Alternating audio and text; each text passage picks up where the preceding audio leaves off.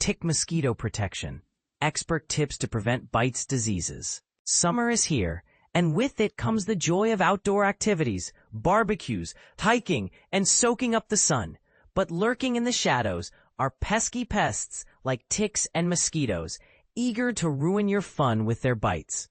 As we embrace the great outdoors, it's crucial to understand the importance of protecting ourselves from these insects, especially since vector-borne diseases, such as Lyme disease, are on the rise. Chantal Vogels, an assistant professor of epidemiology specializing in microbial diseases at the Yale School of Public Health, highlights a concerning trend. In recent years, we have observed an increase in reported cases of tick-borne diseases. This rise can be attributed to several factors, including expanding tick populations due to changes in land use, more favorable environmental conditions, heightened awareness and detection, and shifts in human behavior. In a recent interview, Vogels elaborated on the most prevalent vector-borne diseases, when to seek medical attention, and effective strategies to fight the bite. When do we typically see ticks and mosquitoes? Vogels explains that the activity of mosquitoes and ticks tends to ramp up as temperatures rise in the spring. Their peak activity occurs during the summer months, tapering off in the fall as days shorten and temperatures drop. While most mosquitoes and ticks hibernate during winter, some species may remain active, and milder winters can lead to extended activity. What vector-borne diseases should we be aware of during these warmer months? Are certain individuals more susceptible? According to Vogels, several vector-borne diseases are prevalent in the United States. The West Nile virus stands out as one of the most common mosquito-borne viruses. It is transmitted through a natural cycle involving Culex mosquitoes and birds. Humans can contract the virus through the bite of an infected mosquito, but they do not play a role in further transmission. While anyone can potentially become infected, most cases are asymptomatic. Approximately 20% of infections lead to fever, and less than 1% result in severe illness, with older adults and those with weakened immune systems being at greater risk. In terms of tick-borne diseases, the U.S. is home to several, including Lyme disease, anaplasmosis, Babesiosis. Ticks can feed for several days, making it easier to identify a bite when the tick is still attached. After spending time outdoors, it's essential to conduct a thorough self-check for ticks, as immature ticks can be as tiny as a poppy seed. Early removal of ticks is crucial to reduce the risk of transmitting tick-borne pathogens, which can take 24 hours or longer to transmit in many cases. However, some studies indicate that the Powassan virus can be transmitted within just 15 minutes of attachment. After removing a tick, it's advisable to note the date and monitor for any fever or rash in the following weeks. If symptoms arise, consulting a doctor is recommended. When should someone seek medical attention for a tick or mosquito bite? What treatments are available? Vogels advises that if you experience fever or a rash following a tick bite, it's important to consult your healthcare provider. Antibiotics and antimicrobial treatments are available for Lyme disease, anaplasmosis, and babesiosis, but the appropriate treatment depends on the disease's stage and severity. Unfortunately, there are no specific treatments or vaccines for most mosquito and tick-borne viruses, including West Nile and Powassan viruses. What are the best methods to protect ourselves from these pests? Vogels emphasizes that the most effective way to prevent disease is to avoid bites altogether. While a variety of products are marketed for repelling mosquitoes and ticks, evidence supporting their effectiveness is limited. The primary mosquito species responsible for transmitting the West Nile virus is most active during dawn and dusk. To minimize exposure, it's best to stay indoors during these peak times or wear loose-fitting, long-sleeve clothing and apply EPA-registered insect repellents on exposed skin. Additionally, controlling mosquito populations around your home can be achieved by screening windows and doors, using air conditioning, and regularly emptying containers that hold water, such as buckets and bird baths, to eliminate potential breeding sites. When it comes to ticks, they are often found in brushy or wooded areas with tall grass and leaf litter. To protect yourself, wearing long-sleeved shirts and pants treated with permethrin, an insecticide, and using EPA-registered insect repellents on exposed skin is recommended. After outdoor activities, showering and thoroughly checking your body for ticks is vital for early removal, which can significantly reduce the risk of transmission of tick-borne pathogens. But here's where it gets controversial. Are we doing enough to protect ourselves from these pests? As we enjoy the summer, it's essential to stay informed and proactive about our health. What measures do you take to avoid ticks and mosquitoes? Do you think current prevention methods are sufficient? Share your thoughts in the comments. Beat the Bite, top mosquito repellents for a bug-free summer. Summer brings sunshine and adventure, but for those who attract mosquitoes, it often means suffering through itchy bites and ruined outdoor escapades.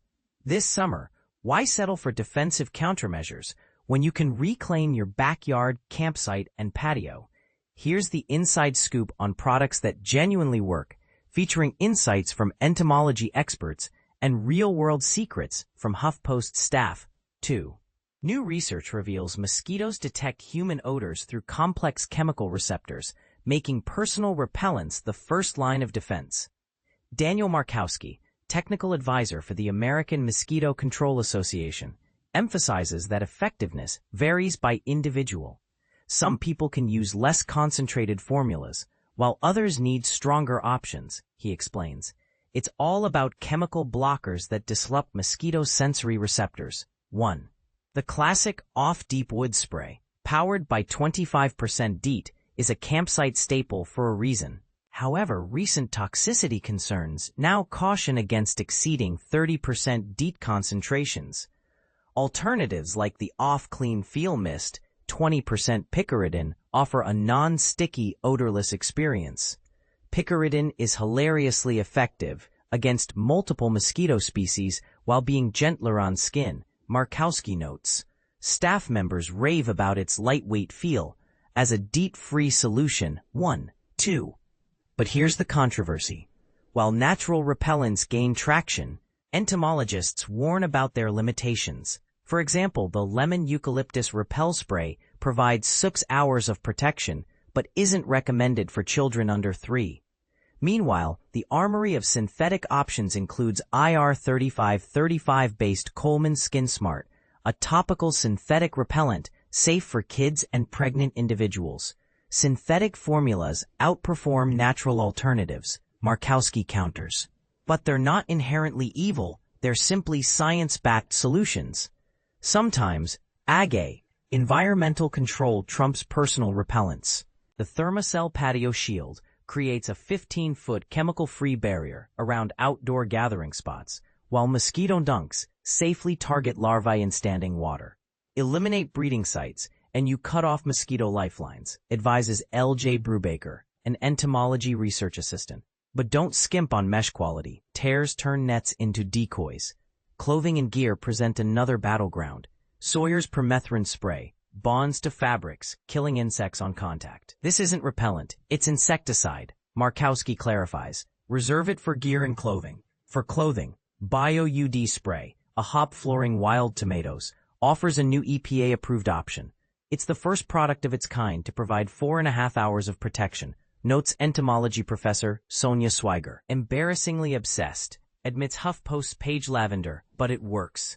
Pair it with After Bite's anti-inflammatory pen or the Barreur heated pen for instant relief, and treat post-bite irritation science smart. What's missing from most guides? The elephant in the room, fans. As AMCA notes, powerful fans disrupt mosquitoes' weak flight patterns. They won't single-handedly save you, Markowski admits, but they add critical layers to your defense. So, what's your strategy this summer? Will you trust classic DEET, embrace eco-friendly alternatives, or deploy a multi-layered arsenal? Let's challenge assumptions. Are natural repellents a greenwashing myth? Do high-tech devices genuinely outperform traditional methods? Sound off in the comments. We want to know your take. Top tips to combat mosquitoes this summer. Here's a shocking reality most people ignore. That tiny mosquito buzzing around your backyard is statistically more dangerous to humanity than sharks, bears, and venomous snakes combined. Yes, You read that correctly. The Centers for Disease Control and Prevention has officially labeled mosquitoes as the planet's most lethal creature. Yet somehow, we treat them like mere nuisances instead of the serious health threats they actually represent. And here's where it gets controversial. While government agencies in Maryland scramble with emergency mosquito control measures like Anne Arundel County's recent unscheduled intervention, many residents remain completely unaware of the escalating battle happening right in their own communities. But this is the part most people miss. Southern Maryland's stunning natural landscape, those picturesque marshlands, winding rivers, peaceful creeks, and dense woodlands we all love, creates the perfect storm for mosquito populations to explode beyond control. Think about it this way. Mosquitoes are essentially nature's most efficient baby-making machines. A single female can deposit her eggs in any stagnant water source, no matter how insignificant it might seem to you. That forgotten flower pot saucer on your deck? Mosquito nursery. The small puddle that forms after every rainstorm in your driveway? Prime real estate for hundreds of future bloodsuckers. When Maryland's warm summer temperatures kick in, these insects shift into reproductive overdrive, transforming from egg to biting adult in record time. Now, here's where some people might disagree with me. Well, Maryland thankfully doesn't battle life-threatening diseases like malaria that plague other regions. We're definitely not in the clear. West Nile virus cases have already been documented throughout our state, and pet owners need to understand that mosquitoes actively transmit heartworm disease among dogs and cats. The question becomes, are we taking this threat seriously enough, or are we being too complacent about mosquito control? So what's your game plan for fighting back? Let me break down your defense strategy. First, become a detective in your own neighborhood. Research whether your specific county or municipality operates a mosquito spraying program. And here's the insider tip most residents never discover. Many local governments also provide free assistance for eliminating mosquito breeding sites located on public property. Take Calvert County, for instance. They maintain a dedicated mosquito control hotline that most people don't even know exists. Second, let's talk about personal protection, because this is where many people make critical mistakes. Sure, everyone knows about bug spray, but most folks apply it incorrectly or wait too long. The smartest approach? Keep insect repellent stationed right by your door and make spraying yourself the very first thing you do before stepping outside during peak mosquito hours. Consider stashing travel-size bottles in your car, purse, or work bag so you're never caught defenseless. Third, become obsessed with water management around your property. This might sound extreme, but standing water is literally mosquito paradise, and I mean any standing water, regardless of size. Those decorative water features you love? They need constant attention to prevent becoming mosquito factories. Install fountains or pumps to keep water moving, or strategically place natural repellents nearby. Here's a surprisingly effective trick that many people overlook: strategic fan placement. Mosquitoes are remarkably weak flyers, so positioning fans around outdoor seating areas or near open windows creates air currents that make it nearly impossible for them to navigate toward you. It's like creating an invisible protective barrier using nothing but moving air. And here's something that might spark debate. When selecting repellents and sprays for your property, the safety standards you choose could be more important than their effectiveness. With children and pets spending time in treated areas, shouldn't we be prioritizing non-toxic solutions even if they require more frequent application? Finally, let's address the elephant in the room: professional mosquito control services. Given Southern Maryland's unique environmental challenges, sometimes individual efforts aren't enough. The region has spawned an entire industry of mosquito control specialists who understand local breeding patterns, seasonal variations, and targeted treatment approaches that generic store-bought solutions simply can't match. But here's my controversial question for you. Are we approaching mosquito control all wrong by focusing primarily on killing adult mosquitoes instead of preventing them from breeding in the first place? And should local governments be doing more proactive, community-wide prevention, rather than reactive emergency spraying? What's your take on this? Have you noticed mosquito populations getting worse in your area? Or do you think the threat is being overblown? More importantly, what creative solutions have you discovered that actually work in Southern Maryland's challenging environment? I'd love to hear whether you agree or completely disagree with these strategies. Drop your thoughts and experiences in the comments below.